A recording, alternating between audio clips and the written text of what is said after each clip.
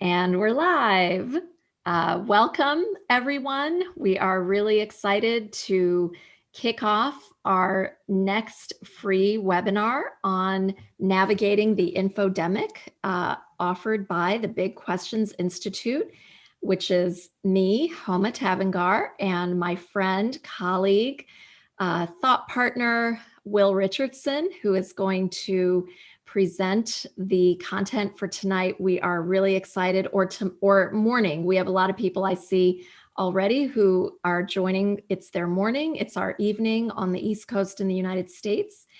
And we're going to have kind of a packed 45 minutes of content, and we'll stay on for Q&A.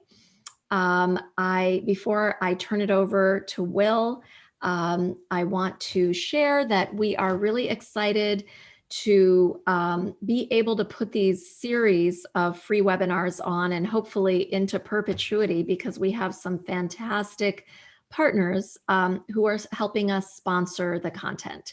And our sponsors are Blackbaud Solutions for K-12. And Blackbaud Solutions provides schools a connected whole school management system, including cloud-based admissions, enrollment, student and learning management, tuition management, accounting, and fundraising. We are also really excited to welcome a new partner, 7 Mindsets, based in Atlanta. 7 Mindsets is a social emotional learning solution that includes mindsets, equity, and multicultural pedagogy. The 7 Mindsets program is a proven research-based SEL solution that helps K-12 districts and schools sustain positive school cultures rooted in relationships by nurturing the mindsets of educators and students to live a life of purpose, passion, and meaning. And they have worked with over 1 million students across the United States and internationally. And we also want to thank our longtime friend and supporter, AAIE, which is the Association for the Advancement of International Education. If you don't know this association, find them online. They have an incredible library of events that you can watch and tap into. A lot of amazing learning, particularly since the pandemic. So with that, I will turn it over to Will. I think Will needs no introduction on this topic. You've been working on this for, not on this presentation, but on this topic for decades. But a week in this news cycle maybe feels like decades. So maybe that's a good segue to you. So take it away, Will. Thanks, Homa. Thanks so much, and welcome everyone. And like Homa said, whether you are in the evening or afternoon or morning, we're really happy that you're here and appreciate your support of our work and your interest in this particular topic, which, as Homa said, is something that I've been thinking about for a long time. As a college graduate in journalism, as a former journalist, as someone who has been just interested in media, taught media studies, fascinated by the ways in which the landscape is changing when it comes to media, I thought this would be an interesting topic for us to do a free little 45-minute webinar on. As you know, some of you know, most of our work, we start with something that is a free kind of overview, and then we follow that up with some in-depth workshops. We don't have a Infodemic workshop on the calendar right now, so this is kind of going to be freestanding as well as a free webinar. But just 45 minutes, as you know, is not enough to get into this topic in depth, but hope to just give you a little bit of an overview and to get you thinking about this particular moment, which, if you're in the United States, is really interesting right now when it comes to this particular topic. So going to talk a little bit about the scope of the problem here, not just in the States, but everywhere, in terms of the infodemic, what it is and how it's affecting us, how it's changing. I'm going to look at the ways in which some people are responding to the infodemic, to this kind of mass of information that we find ourselves in, and then also try to leave you with a few tools and resources and strategies, again, with the caveat that there's just not enough time to go into a lot of depth here, but hopefully you'll walk away with some sense of what you can begin to do and some ways of thinking about this particular issue. So I'm going to start with a hyperbolic intro, and here it is. I think this particular topic that we're talking about tonight may be the biggest threat we have to solving the problems coming at us. And I'm wondering if it may not be the only thing that schools should teach how to do today with our students. I know that that's going out there on a limb a little bit, and I'm not sure that I mean that 100%, but I'm pretty close. I think that so much is contextualized in our ability to find truth and fact in this ocean of data and news and whatever else is in our streams. And if we're unable to do that, I don't know how we solve the problems that we have in our futures. And some of those problems are obviously very big problems and very complex problems. If we can't figure out how to discern reality in this mess, then we're going to be in big trouble. And it's already starting with the pandemic, and we'll talk about that in a second as well. So if you want a definition, the infodemic, it's an overabundance of information, some accurate and some not. It makes it hard for people to find trustworthy sources and reliable guidance when they need it. And so what we're going to do is we're going to kind of look at a lot of the different ways in which this is playing out right now. And also to acknowledge again that this has been accelerated by the pandemic. There's no question, and it is pandemic related, but it's not solely about the pandemic. The pandemic isn't why we find ourselves in an infodemic. In fact, we were there before the COVID crisis even began. But it really is rooted in just a lot of the problems that we find ourselves with right now. A lot of the things about our world and our societies that aren't really healthy right now. The fact that there's lots of inequity and injustice, the fact that we have lost a sense of empathy for one another in many ways. We have lost a sense of community in our lives. We have declining trust in just about every institution right now. And also this, kind of nationalist bent that is happening around the world.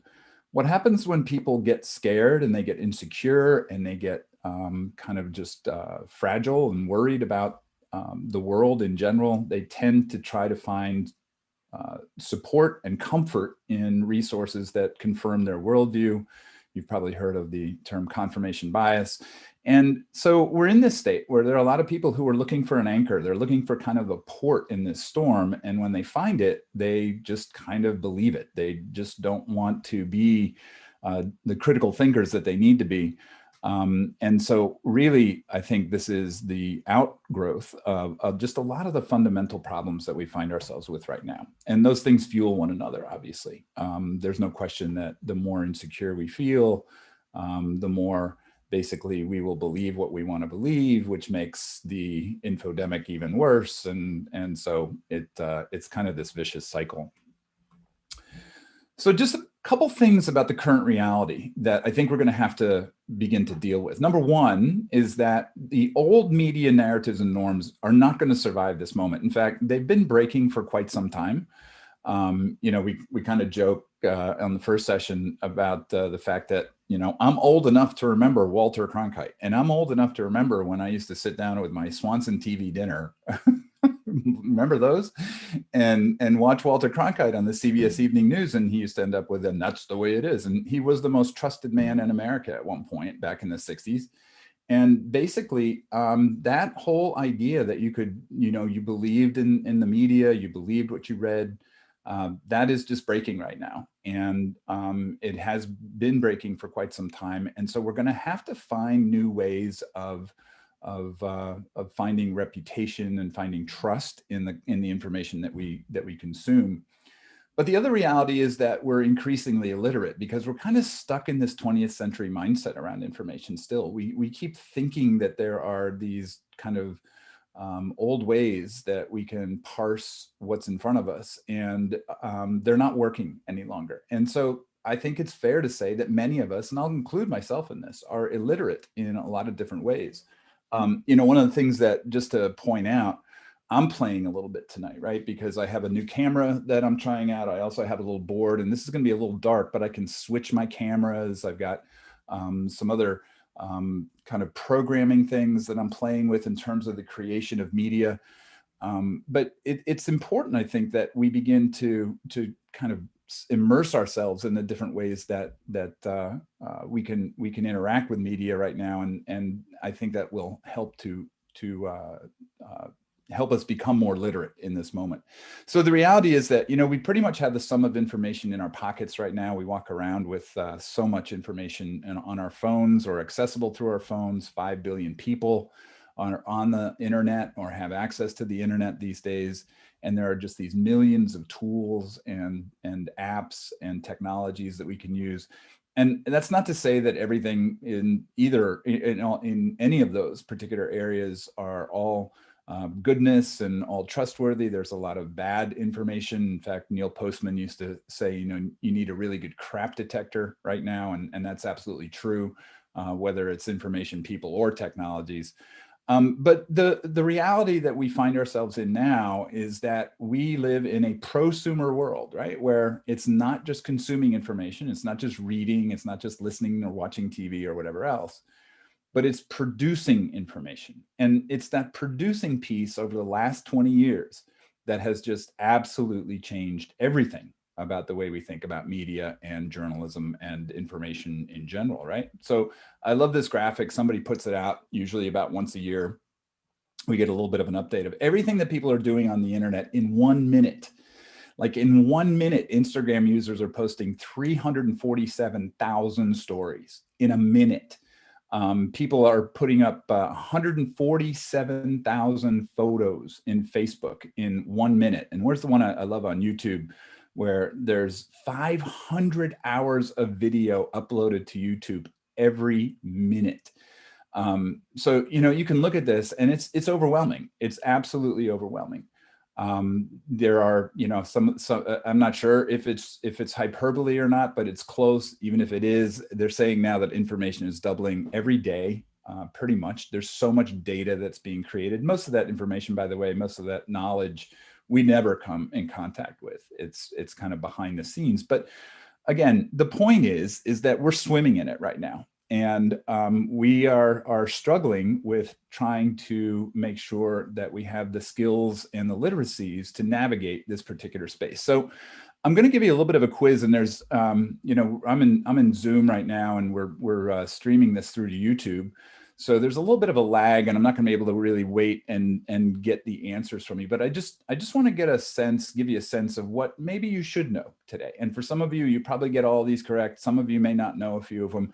The object here is not to make you feel bad or anything like that, but it's just to give you a sense of how literacy is really changing. So the first one is, I'm wondering if you can figure out who owns a domain. I'm wondering if you can figure out who owns bigquestions.institute, for instance, or who owns that favorite blog or that favorite website that you go to. Who are the people that purchase that domain, and what is the information? What information can you kind of find out about them? If you don't know how to do that, you can go to a site called whois.net, and you can put in a particular URL and all of the information will come up. And that's a handy media literacy kind of tool when you're trying to figure out the validity of something that you're looking at. It's always interesting to go and see, well, I wonder who owns this, and I wonder what maybe their agendas are. I'm wondering if you can collaboratively highlight and save notes on a web page. This is something that is kind of new, and maybe some of you probably don't know how to do this. There are a couple of tools that are beginning to make this affordance available to us now, though. One of them is Hypothesis, which is really cool. And that means that, Homa and I can go to any web page, pretty much load it up into Hypothesis, and then we can begin to highlight it. We can begin to mark it up. We can begin to take notes, have conversations on it, save all of that. We can share that page with other people as well.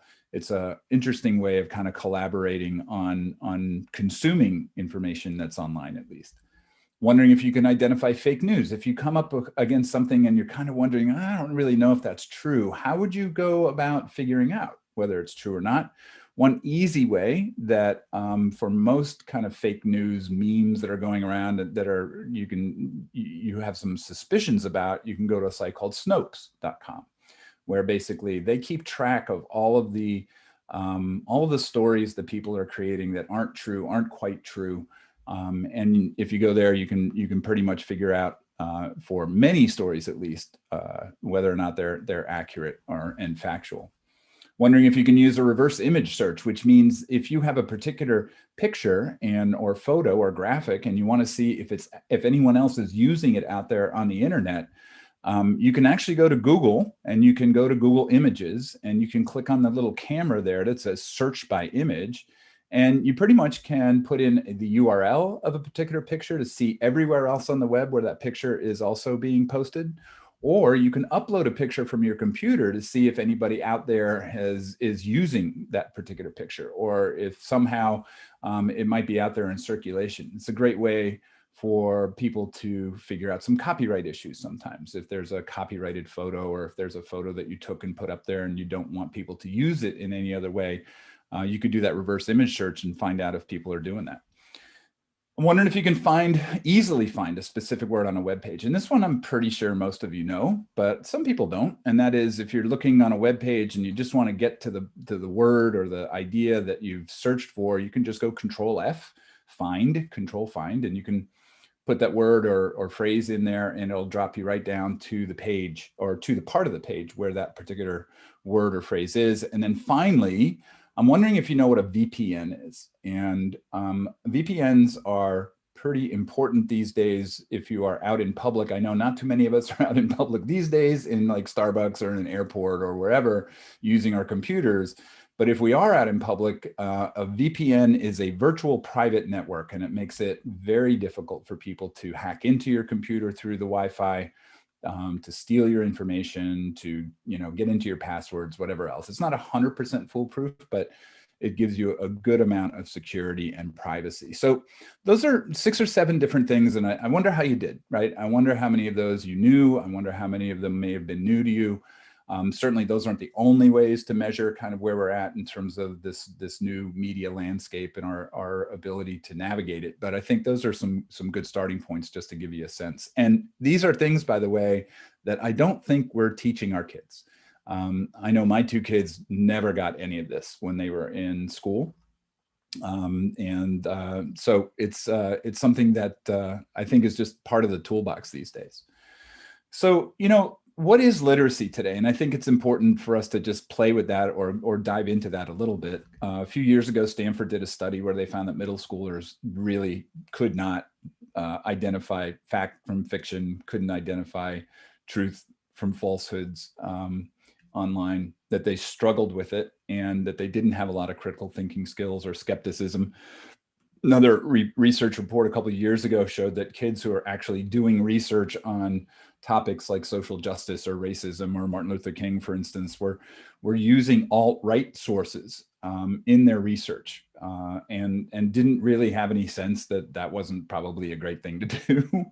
And again, it's kind of this cross your fingers and hope for the best kind of situation when a lot of our kids just don't get this in school. And by the way, I'm going to talk about this a little bit later too, but we're not talking about a 3-week unit in the second half of 8th grade here, right?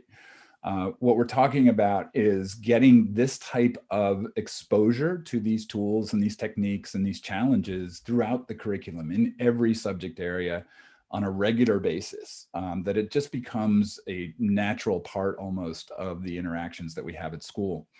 I was a former English teacher, former member of NCTE, and NCTE, the National Council of Teachers of English, has always been, I think, at the forefront of trying to keep up with a relevant definition of what literacy is. And this is the one from last year, about almost a year ago now, they updated it. And you can see, and by the way, I'm going to send you a follow-up email that will have all of these links to all of these resources. And so you can go dive into them a little bit more deeply if you want. But, this idea that literacy is not just reading and writing any longer, and that it's about consuming and curating and creating actively across contexts. That's part of literacy. You have to create across lots of different tools and platforms, that the rights and responsibilities and ethical implications of the use and creation of information. And you look at, you think about the multilingual literacy that people are beginning to use now. So it's a complex definition, and it's not one, again, that I think makes us feel necessarily really great about our own ability to do a lot of the things that NCTE hopes our high school kids are going to graduate being able to do. In Canada, data literacy competencies. I mean, look at these, right? Data ethics and data gathering and data visualization. It's a whole nother part of, what do we know how to do with the data that we're seeing? And by the way, and I know you know this, but data is being manipulated in really nefarious ways right now. And if we, again, excuse me, if we don't have a kind of critical thinking approach to what we're seeing in terms of data, we can get fooled. And a lot of people are getting fooled. And then just one other one too that has been cropping up a lot is this idea of algorithmic literacy, this idea that we don't really know how the algorithms work. That could have been another question that I asked on that little quiz. How does Google rank its search responses? I mean, what is the algorithm, just basically, what does the algorithm do? And most people have no idea how that algorithm works. And it's not, I mean, it's not easy to put it easily, to just kind of boil it down into a couple things, but most people don't have any idea why that particular result comes up, as opposed to a different one. And basically, there are a lot of people now who are saying, even in composition courses, we have to teach algorithmic literacy. But again, the question becomes, how do we teach it if we ourselves don't really have our brains wrapped around it? So yeah, these are the top 10 skills for 2025 from the World Economic Forum. And all of these things deal with the types of critical thinking skills that we're talking about here tonight, right? Complex problem solving, critical thinking and analysis, creativity, social influence, technology use. It's all in there. And it's all going to be, I think, imperative. It is imperative already that we begin to teach our kids and we begin to upskill ourselves in terms of how we manage these huge information oceans that we are swimming in on a regular basis online. It's not easy, and the solutions really aren't that clear, as you'll see when we get down to that point later on in this presentation. Now, the infodemic, just as it has sped up a lot of other stuff, has definitely sped up this problem as well. It has accelerated it. And that's, again, not to say that we weren't moving in this direction already. We were, again, especially in the United States, the last 4-6 years have been just amazing when you think about how it's changed, how quickly things have changed, and how quickly the kinds of complexities have grown around this. We're at the point right now where Antonio Guterres, who is the head of the UN, came out earlier this year and said, the common enemy is COVID, but our enemy is also an infodemic of misinformation, and we need to urgently promote facts and science, hope and solidarity over despair and division. And so this is not something that is just a local issue. This is a global issue. The World Health Organization sees this as a health issue. And the reason is because people are looking for accurate health information right now. And if they can't find it, or if they can't discern it, that then becomes a health problem. And this is a huge issue right now. The quote from the World Health Organization is that, infodemics have happened in the past, but what's happening right now is something of a global scale, where people are connected through different means and they share information much more quickly. And again, they tend to get into these silos and bubbles of other people and networks that confirm their own biases. And it's very difficult to break through those walls if the information that they're consuming and seeing isn't accurate. It's very difficult for them to kind of change their minds about what they're learning. Facebook will be the end of humanity. I said it here first. You can tweet that out if you like. I actually do not use Facebook. I still have an account, and I maybe visit it like once a month just to see how a couple of my college buddies are doing. But the algorithm in Facebook is hugely problematic. And again, in the States, if you've been watching the news this week, the kingpins of our social media, or our social media titans, have been in front of Congress this week. Mark Zuckerberg was there, trying to talk about these particular issues. This is a huge complex conversation that we're trying to have now. What is the responsibility of Twitter and Facebook and Instagram and all of these other tools in terms of ferreting out stuff that is obviously not true, and then either taking it down or labeling it as such, warning people that what they're looking at may not be accurate. There's a whole debate as to First Amendment stuff, and it just gets into the weeds, and it's going to be interesting to see how it plays out. But certainly they are going to have to do something about mitigating the flow of all of this information. And so their algorithms are going to have to be tweaked, I think, or else we are going to be in some serious trouble. We're already, I think, at a very critical point. But if we don't do something, if the social media companies don't do something, take some responsibility, then we're going to be in some very serious trouble. So, here we are in the election. It's only 5 days away. Thankfully, I don't know if I'm going to make it. But, most Americans, 80% of Americans think that misinformation will sway the outcome of the election, not just impact it, but like change it.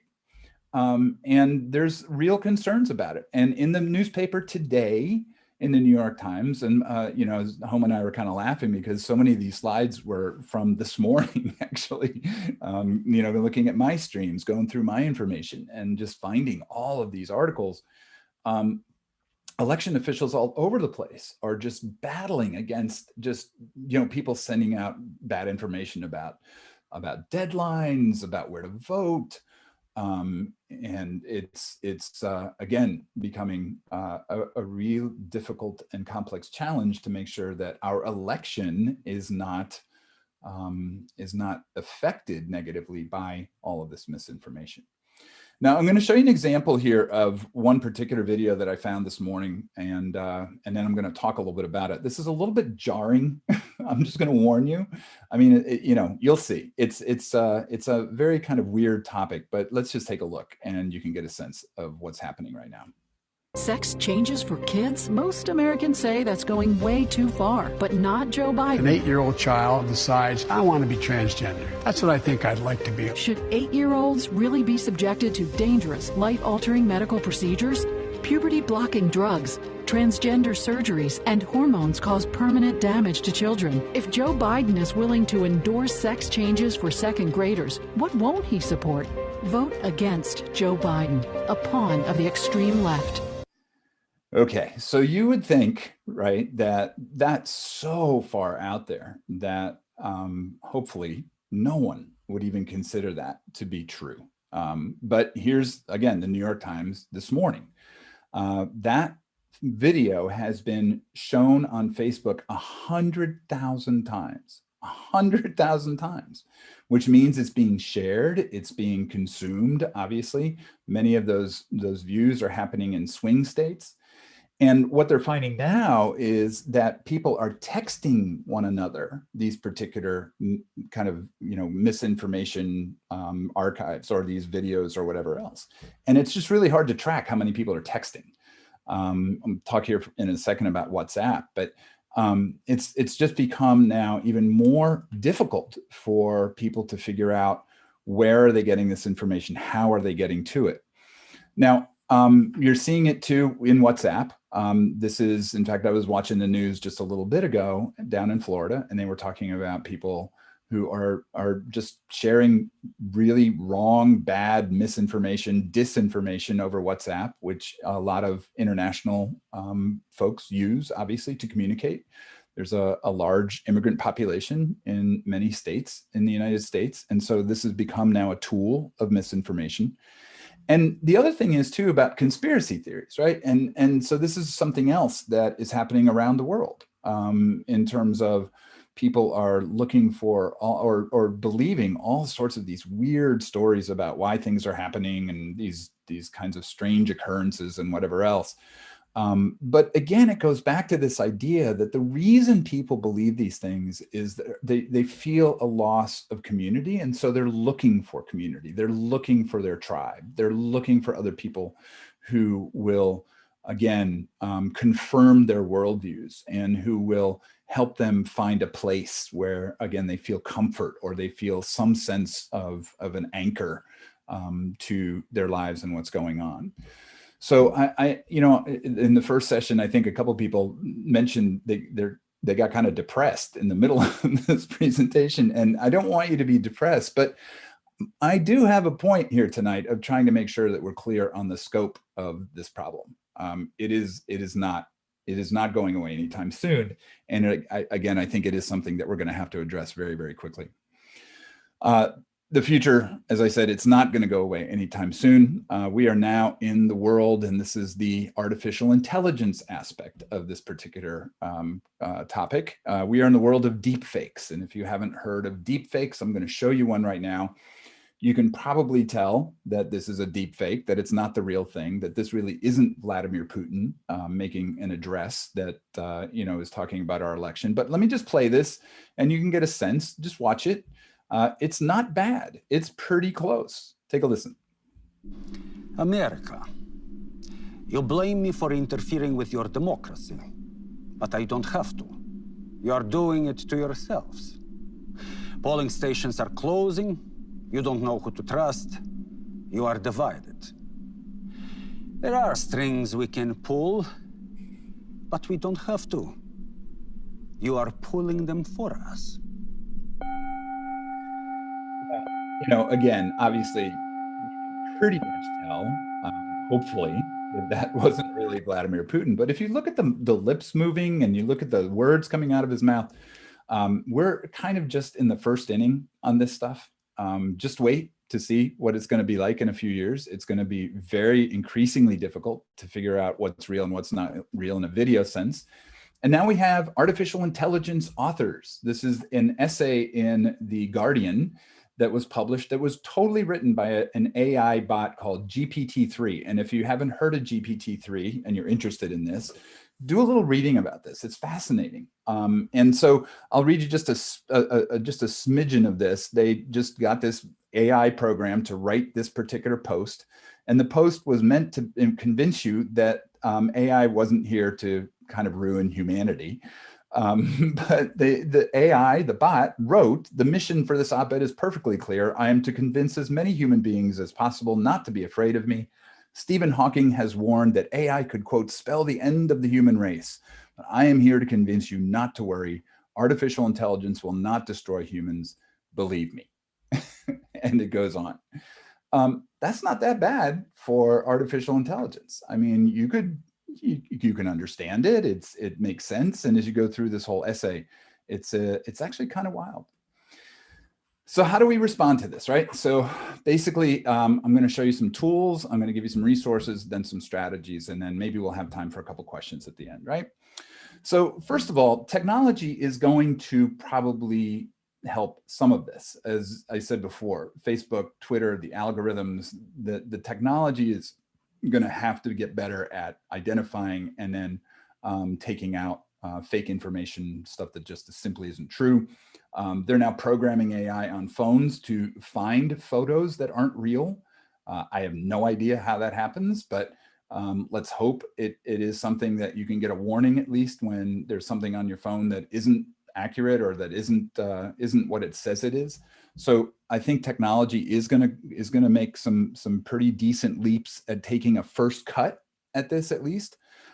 There's a tool that I just came across about a week ago called NewsGuard, which is really interesting, and you download it. And basically then everywhere that you go on the web, NewsGuard will give you a rating of that particular site. It rates, I think it's, don't get me wrong, don't quote me on this, but I think it's 1,900 different sites which are the most often consumed sites on the internet. I'm sorry, 6,000, I'm sorry. So I was wrong about that. 6,000 sites, it says right there. So now when I'm on Twitter, I don't know if you can see kind of in the background there, CNN Politics, there's a little green check mark by that. And so what I know is that NewsGuard has said, yeah, this is a pretty credible site. It gets an 87.5 out of 100. The only bad score that CNN gets is that it handles the difference between news and opinion responsibly, or actually it doesn't do that, which is why it gets a bad mark for that. But the rest of it, yeah, it does a pretty good job. And so here again, it's a first cut. NewsGuard is saying, yeah, okay, you can pretty much trust this, as opposed to Breitbart, which, and I can find left-leaning sites, right, that do this as well. But, you know, Breitbart is pretty much way off to the right. And so it only gets a score of 49.5 out of 100. We should proceed with caution because the website fails to adhere to several basic journalistic standards. So it's been interesting just in the last week or so, as I've gone through my Twitter feed, seeing these kind of red, all of a sudden these red little check marks pop up, or red little exclamation points pop up, and give me a sense that maybe I should think a little bit harder as I read this particular site, because it may not be very accurate, or it may have an agenda that I didn't know about. Some resources just really fast. onthemedia.org has a great kind of consumer's handbook to fake news. This is something that I think would be great for high school kids, just as a technical way of going through it. And again, I just want to say that I think that the solution to the infodemic, to these literacy issues that we're having, may be somewhat technical in terms of, here are some rubrics or some ways that you can kind of step through the information, but they're also going to be more cultural and environmental. And that's going to be the more difficult part, right? Is to get people into a more empathic, kind of secure and safe sense of the world. You can also look at All Sides Media Bias chart, where they kind of rank, you know, here's where basically a lot of these media outlets land. Similarly, the Interactive Media Bias chart. And again, I'm going to share links to all of these sites in the follow-up email, so you can go and explore them on your own. But by the way, if, according to this at least, if you want the most reliable, most center in terms of bias, then read the AP and Reuters. Those two win far and away. Everybody else, oh, and the Weather Channel. The Weather Channel's pretty politically in the center. I can't believe, why would never mind. The Weather Channel should be right in the center, but I don't know.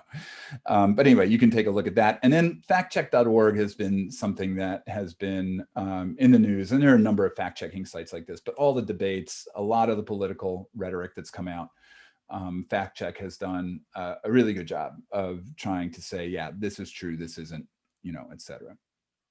So some strategies, and there are some pretty interesting places in the world right now that are attacking this in, I think, kind of maybe not unique ways, but certainly different ways from the way most of us think about this.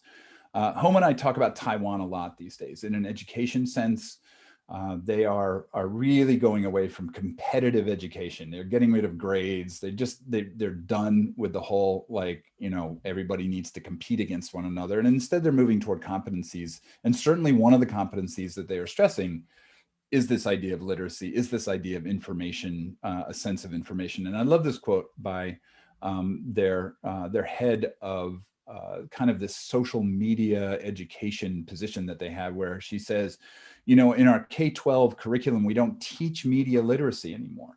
We teach media competence, meaning that instead of being just readers and viewers of data and journalism, everybody is essentially a producer of data and narratives. And I really think that this is a huge key to helping our kids understand this. They need to create, they need to make fake stuff. They need to create their own conspiracy theories and not send them out into the world, but understand how those things are created, how they play on emotion, a lot of that type of stuff, how to create media, and so that they can break it down. It's hard to understand from a consumption standpoint what you're looking at if you don't have a production angle or a production lens for that as well. Another place, of course, is Finland. And Finland has this huge emphasis on their primary school kids. They start them really young in terms of helping them begin to look at information differently, create information differently. And I love this quote from this article, again, out of The Guardian. You know, in math lessons, Kivinian's pupils learn how easy it is to lie with statistics. In art, they see how an image's meaning can be manipulated. In history, they analyze notable propaganda And Finnish language teachers work with them on how words can be used to confuse, mislead, and deceive. The goal is active, responsible citizens and voters. And this is kind of what I said in my hyperbolic intro, right? This is pretty much what we need to be teaching across the board in every subject on a regular basis. It's again, a great example of how you can begin to do that.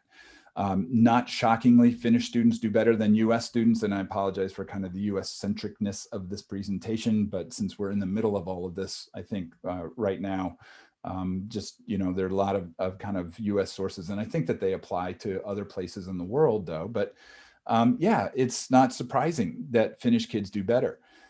What's interesting too is that they found that the higher that there are perceptions of corruption, the lower media literacy is. The higher the distrust in scientists, the lower people's levels of literacy are. The higher the distrust in journalists and media, the lower levels of media literacy. So that's not a shock. And again, that speaks to that idea that there are a lot of cultural issues that we're going to have to take care of around this, that we can't just solve this through kind of a technical approach. Having said that though, so here's a technical approach, right? So this is infodemic.blog. This is Mike Caulfield, who is someone who I have learned a great deal from in terms of this particular topic. And again, you can go to his blog. I'll also give you a link to some other stuff that he's done. But he's put together this idea called SIFT, S-I-F-T. And basically it is stop, investigate, find, and trace. So this is a teachable thing. This is a technical thing that we can teach kids and that we ourselves can embrace if we're thinking about how we parse information out there. The stop part is just stop. And when you read something that doesn't read quite right or whatever, and just take a breath and just consider it for a second, just mull it over and just ask yourself, does this really sound like it could be true? The second part then is investigate. So actually Wikipedia is a really good place to go to just find out information about particular publishers online. So if you're on a site like Vox or Mediate or whatever, you can go to Wikipedia and you can get a pretty good indication of what that site is about, how trustworthy it is, all that kind of stuff. You can also just hover over some of the links that are in that particular article. And down on the bottom left, as you know, on a web page, it'll show you where it's going to take you. If all of those links are just taking you internally, that's kind of an interesting marker. That they're just kind of going back inside their own stuff, that it's kind of in a silo. So investigate. Third one is find, do a news search. If you're reading something and you kind of go, yeah, it doesn't sound right, just Google it, see what comes up in the Google News search, or go to Snopes and see if anyone has been reporting it or whatever else. And then finally trace. Is it old? Is it new? And you can use that Control F skill to just kind of hop down through the pages looking for particular words, maybe the words that you were searching for, just kind of hop down and through them and see where that comes up. But try to get some sense of basically how long has this been around and who is putting it out there. So SIFT is just one. And again, we had 45 minutes. We've got 2 minutes left. It's going to go a little long, but we just don't have the time to really go into that stuff. But there's a lot of those things out there. So I just want to end with some final thoughts on this, right? Again, and it does go back to this idea that while there are techniques that we can teach, while there are tools that we have at our disposal, while there are tools that are being built for this is more of a meta problem, and especially when we begin to think of our kids. I am a huge fan of Yuval Harari. If you haven't read 21 Lessons for the 21st Century, I think it is the one book that every educator has to read right now. And one of the chapters is on education, and it's titled What Kids Need to Learn to Succeed in 2050. And again, this particular chapter is on Medium. If you wanted to go find it tonight, you could. Don't go now. But if you wanted to go find it on Medium, you could read it. It's powerful. It will disrupt you in some good ways, I think. But Harari talks about this idea that it's really an ecosystem, that it's really, we have to think more holistically about this particular issue. And he's not talking specifically about the information issue, the infodemic issue, but he's talking about how we develop our kids to have the dispositions to navigate this world and how important it is right now for us to help them through that. It's going to require a lot of mental flexibility and emotional balance. And they're going to repeatedly have to let go of some of what they know best and learn to feel at home with the unknown. But that's really hard to do in terms of teaching them how to do that. We can't do it by teaching them equations or physics or the causes of the First World War. You can't learn this type of resilience by reading a book or listening to a lecture. And then this is the quote I really love. To succeed at such a daunting task, you'll need to work very hard at getting to know your own operating system better, to know what you are and what you want from life. In the end, it's a simple empirical matter. If the algorithms indeed understand what's happening within you better than you understand it yourself, authority will shift to them. That's a profound, profound idea. But I do think that in this moment where we have so many things coming at us and our kids are going to have an increasing ocean of information and data and video and all of those things that happen in a minute are just going to keep going up exponentially. They're going to have a really good sense of who they are. They're going to have a really great ability to challenge many of the things that they see and read. They're going to have to come at it with a real editorial stance. And that happens when they feel good about themselves, when they feel like they know themselves very deeply. And that is, I think, one of the keys for us moving forward. So I want to end, as we always do in our big question stuff, with some questions. And I think these are the big questions that we should be asking right now. And then I'm going to turn it over to Homa, who's going to share a couple things we have coming up, and then we'll stick around for a couple questions if there are any. But look, here's what we have to be asking right now. Are we literate? Are we literate ourselves? How can we teach kids to be more literate and more effective in these spaces if we ourselves are struggling? How are we integrating information and media literacy skills throughout the school experience, not as a unit, not as a one-off? Are we modeling it for our kids? How are we and our students creating information? What are we posting out there? What are we designing and sharing transparently and having people interact with in the world? And how are we modeling that? What models of accurate, appropriate information are we sharing? How are we talking through our process? And how are we engaging other constituencies in this work? Because it can't just be our students. It can't just be our classrooms. It has to be our school cultures. It has to be our parents. It has to be our communities that are engaged in this, because otherwise it's not going to take root to the extent that it really needs to in order to mitigate a lot of these particular issues. So 45 minutes. I know that was a lot in 45 minutes, pretty much of a fire hose, the same type of fire hose we're talking about. But hopefully that tweaked your interest a little bit, got you thinking a little bit, maybe gave you a couple of ways to begin to attack this particular issue. And hopefully, more than anything else, hopefully I've left you wanting to learn more about this, because I think it's a really important topic right now. Homa? Ooh, yeah, no, that's great. I think there's so many connections that I obviously heard this already once earlier today. And, my mind just keeps going, like, all these connections. It's not just information. It's not just digital. It's not just technology. It's belonging. It's inclusion. It's the future. It's so many of these huge, huge issues and questions. And we do have some good questions that have come in the chat and that people also shared earlier. So I'll share some of those, but should I give people a little preview of what we have coming around the corner? On November 13th and 14th, we have a 2-day workshop, Deeper Than Diversity, which is something that I put on with Eric, with Eric Dozier. And it's been a lot of fun. It's been really insightful, really also intense, exploring the transformative principles in the quest for racial justice. And actually, 7 Mindsets is also helping us sponsor and put this one on. And we have a coupon code 2020 that will give 20% off your registration.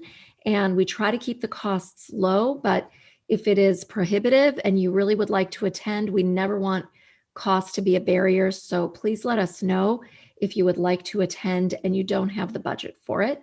All of these sessions really mean a lot to us. So we'd love for you to attend. And then we have another really special event coming up, starting with a free webinar on November 16th. And then we'll have a couple days of deep dive. It is about navigating an unending mess of challenges. It is learning how to use this really powerful tool in design thinking. 5 powerful questions that get us unstuck and make things better, especially during the pandemic. And this has been developed by our good friend, Ella Ben-Or, who has developed the Innovator's Compass. She comes from a long background at IDEO and MIT and the Olin College, and she's just really a sort of fresh, innovative thinker who's doing some great work in helping our minds get unstuck. So we are really looking forward to these big questions topics. So just on that one, we Yeah. should have the registration page up early next week. So be looking for that if you want to join us. That would be great.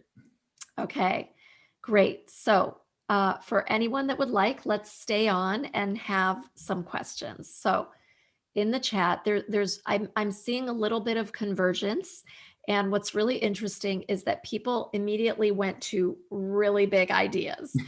So Steve Goldberg started talking about given limited time, I wonder if you want to assign students to make fake news, which is, you talked about making conspiracy theories of your own to see how they unroll. Or instead try to make a balanced and fair account. If there's time, I could see making fake news too. So to turn that into a question, and I'm not sure exactly, I wish Steve could respond. What would Will say is the highest priority for teachers and parents in the US? Like, that's huge. Connected, I think, is our friend Jane Bischoff's question. How do we appeal to the good of humanity as a purpose for schooling? So a lot of around the purpose of Softballs. school. They're all softballs, aren't they? Yeah, these are like teed the up. Here big we $1 go. million existential question. Like, what's the purpose of school I know, connected right? to this? Yeah. And how do we make our universities less reliant? In Australia, on the rankings, they expect Yeah. same problem all over the world. But Definitely. sort of the big question, like, how does this relate to our purpose and our priorities with learning? Yeah. Well, I think it's all interrelated. And by the way, Steve, good to see you. Jane, thanks for coming. Kristen, thanks for coming. Great to see familiar names. I was going to say familiar faces, but in this case, familiar names. Thanks so much for being here tonight. Yeah, look, and that's why, it's almost a little bit frustrating to do this presentation, because it would be much easier if there was just this framework, this plug and play type of thing that we could just bring into the curriculum and say, yeah, let's just do this and it'll solve most of our problems, if not all of them. And that's just not the case here. Certainly there are foundations that we have to equip our kids with. And again, those are pretty fundamental. Just reading, writing, but doing so with an editor's mind and a crap detector that just kind of naturally gets employed whenever they're consuming information. But the other piece of it is the hard part. And I don't know what the answer to it is right now. Those of you who aren't in the United States, let me just tell you, we are pretty broken, if you haven't noticed. And no matter who wins this election, we're not gonna get healed right away. It's gonna take a lot of time. It could take longer or shorter, depending on who wins. But I am optimistic that at some point we will heal, because we have to. We don't really have a choice. But I mean, even having said that, I do think that there are ways that we can just take a more empathic, empowering, although I'm not a fan of that word, but agentic approach in classrooms, giving kids more agency, giving them more voice, giving them more choice and freedom. Because I think one of the most important things that we have to do is make sure they leave us with just a deep love of learning. right? And we all talk about this. We all talk about the fact that one of the things that happens from the time kids are 5 or 6 years old and they come to us with their tails wagging is that when they leave us when they're 18 years old, they're kind of like, oh, thank God, on some level, we made it and we're done. And now we don't have to do that anymore. And they'll miss their friends and they'll miss that part of it, as we all do. But, I think that we need to do a better job of maintaining the love of learning that 5 and 6 year olds come to us with. And that's just crucial now. If we're not learners, if our kids are not learners right now, they're not going to be literate. I mean, there's just no way. Right? If they're going to if they're waiting for someone to tell them what to believe, what's true, what's not true, then, that we're never going to get out of this. So how do we maintain our kids' love of learning? I think that is the most important question that we have in schools. How do we, when they leave us wanting to learn more about the world, about themselves. I'm quoting Seymour Saracen here, who's been a big, influence on my thinking around this, but that's a direct quote. That is the overarching goal of schools, he calls it. The overarching goal of schools is to have kids leave us wanting to learn more. That kind of takes us to the question of relevance, which is what you and I have been talking a lot about. You know what? I want to back up. There was one little throwaway phrase that you just used, and I want to press on it a little because I think it's really important. You said you didn't love the word empowerment or empowering. Could you explain that? Because I think that's important. Well, I don't think we have power to give. I think every human being has power inherent. And so our job as educators or parents or whatever else is to make space for our children to use the powers that they already have, to employ the powers in the service of, in schools at least, in the service of learning, creating, connecting, problem solving, all of that stuff, right? And so I know it's kind of a linguistic, it's a rhetorical kind of question almost, but I do think it's a stance. It's the way that we think about it. And the whole power, the power question is one that we talk a lot about in our 5 lenses stuff too, in those workshops. But we just don't have power to give. I can't give you power. I can't. You have to use the power that you already have. What I can do is make space for it, right? Create as many opportunities for you to use the power that you have and to draw it out of you. Yeah. So that, and it's just, it sounds like a little thing, but it's really not. So much of what we do in education and in schools is about how we talk about it. So many of our issues and challenges are the ways that the language that we have around it. And I think that's one of them. I think it's just it's a really important one. Yeah, it's so subtle, but it's so important. So I wanted to sort of put a pin on that. So thanks. So there are a couple more questions which we can just do real fast. They're huge though. How can we find a balance between? They have to be yes or no, but they have to be yes or no then. They're not. Okay. Nothing in the topic is yes, no. How can we find a balance between transparency and control that allows for people to understand what they are consuming? Especially our kids. Yeah, I mean, so again, that's why I think kids creating information, creating knowledge, creating media is so important. And that's why I also think kids creating crappy media and information and knowledge is so important. I really do. I think it gives us a way of dealing with that stuff inside the classroom. You're right. So much of the stuff that we're talking about is angry and is just immersed in all of this kind of whatever. I don't even know how to describe it, right? But I'll describe it by saying it's not necessarily stuff that we want to show our kids and have them work out in classrooms. And I totally get that. Yeah. So so have them make their own junky stuff and reflect on it and use that, and maybe even in small school communities, and maybe even in physical communities where you can share some of that. I'm a big believer, however, that at some point kids need to publish transparently online. I absolutely believe that. I think that they need to develop that disposition, those skills to do it well. I think we need to be there next to them to help them do that. I think one of the reasons, and we've heard for years that, kids, there's this permanent record and kids are doing stupid things.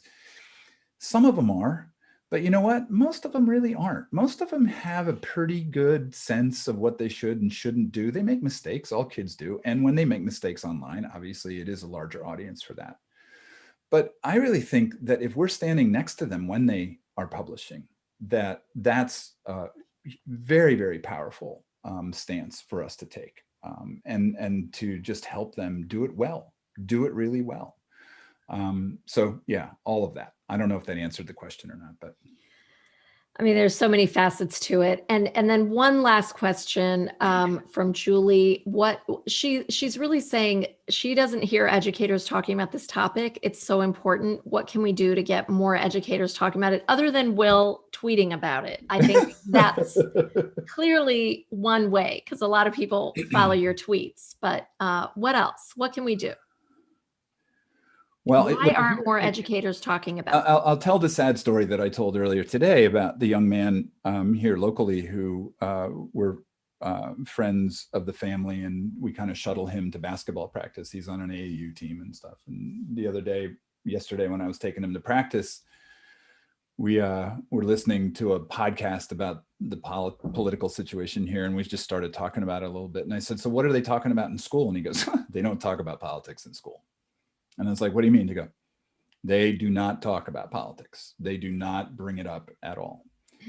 And, I was just thinking like, okay, so how do we expect our kids to function in this democracy if we're not talking about it in school? Now, I get that there is a huge sensitivity to, one side or the other and everything else, but we've had these issues throughout history that we can draw on.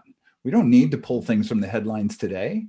Pull them from way back, and talk about how complex politics is and what people try to do with political advertisements. We have to talk about politics in this country right now. And maybe one of the reasons that we're in trouble is that we haven't been talking about politics very much. We haven't been preparing people to engage in the commons.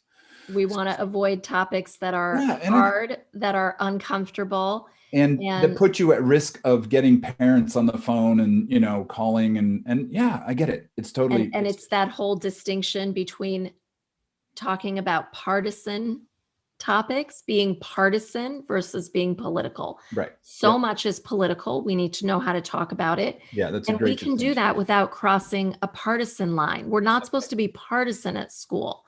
Right. But we do need to be complex thinkers. Absolutely. Yeah. Yeah. And this is so complex. I'm exhausted. Well, I think it's just like you've given so much to think about. And Will, you put this on, I didn't mention, it's right before Halloween. It's the election around the corner.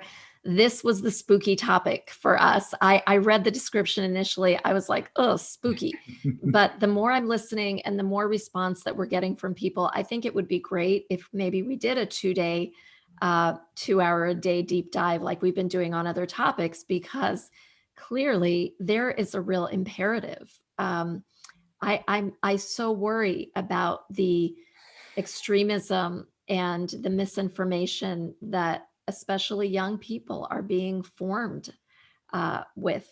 And it would be great to learn how to navigate this infodemic amidst the pandemic a little better. We'll do that. Yeah. So thank you. Thank you. Thanks, again, everyone. To Blackbaud and 7 Mindsets.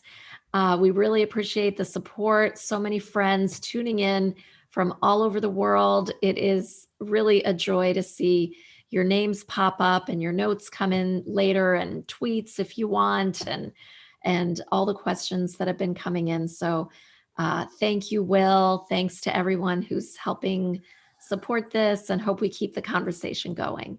Thanks, everyone. Stay safe, stay sane, make it through this week. Vote. We can do it. Go vote. Yeah. Cheers. Cheers, everyone. Okay.